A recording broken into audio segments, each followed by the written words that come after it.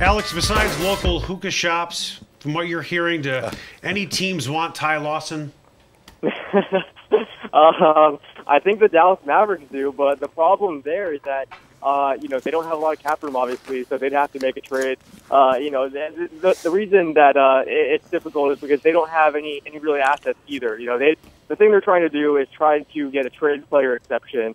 So what they want to do is, someone like Monte Ellis, for example, send him to Indiana in a sign-in trade, so Monte would get a bigger contract. They could get a traded player exception back, and then they could trade that TPE to the Nuggets for Ty Lawson. So it's very complicated. They're in a situation, because they don't have cap space, that it becomes difficult to make sign-in trades.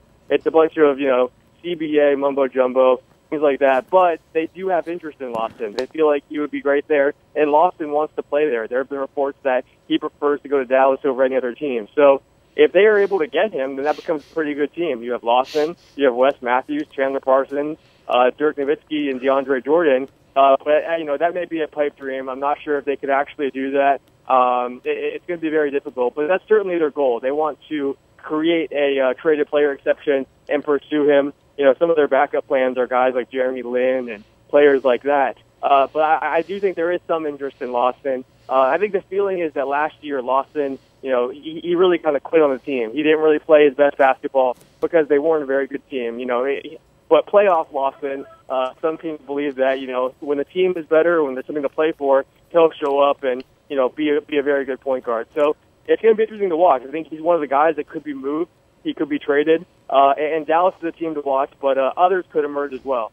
Alex, what has to happen to this Denver Nuggets franchise in order for it to be attractive to free agents, much the same way San Antonio has been attractive? Milwaukee all of a sudden is attractive to free agents. Sacramento is attractive to some free agents.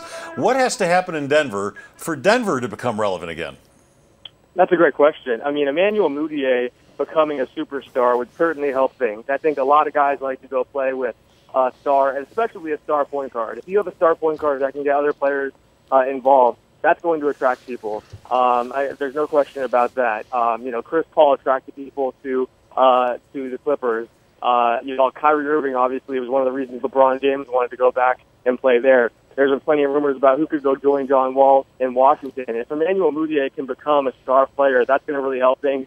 I think also they could add players through trade to become better. They've done a really good job of stockpiling first-round picks and young assets, and I think that's where, you could flip some of those to get a star. And today, in the NBA, we've seen that you almost have to have a star or two in place to be able to land someone in free agency, or at least have a very good young core. I could see them going the Milwaukee route where, they already have Emmanuel Mudiay, they have Yusuf Nurkic, they have some of those young, talented guys that if they have a talented enough core, they could be Milwaukee and attract a Greg Monroe who can kind of put them over the top. But I think it's just a matter of those young guys developing and then making either smart draft picks or making good use of those draft picks in trade.